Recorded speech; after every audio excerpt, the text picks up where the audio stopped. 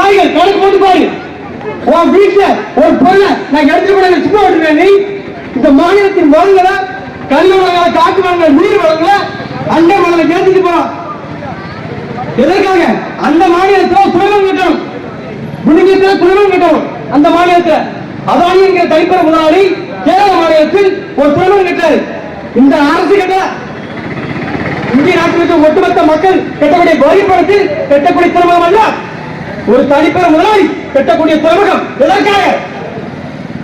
அவர் கட்டக்கூடிய துறைமுகத்துக்கு என் மண்ணி வளம், காட்டு வளம், கருவ வளம், களவுகள் அந்த அரசுக்கு தான் கொடுக்கப்பட்டுச்சு.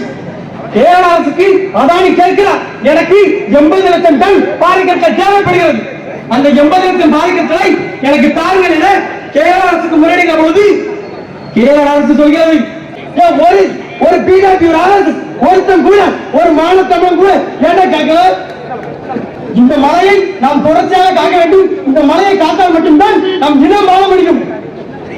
போராட மானும் போராடாத இடமும் வரலாற்றில் வாழ்ந்ததாக சரித்திரம் இல்லை என்றார் எங்கள் ஈழத்து பாவேந்த ரத்தனதுரை. அது போல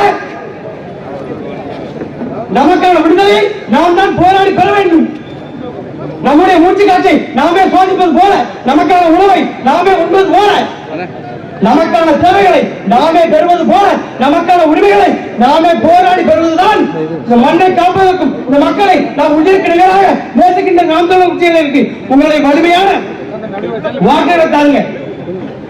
500க்கும் 1000க்கும் வாக்களை விற்காதீர்கள். ஓட்டுக்கு பணம் கொடுப்பவன் பாவி, அந்த பணத்தை வாங்கி கொண்டு வாக்கு செலுத்துபவன் துரோகி என்கிறான் எங்கள் ரத்தன் குற்றாமிய தேவர்.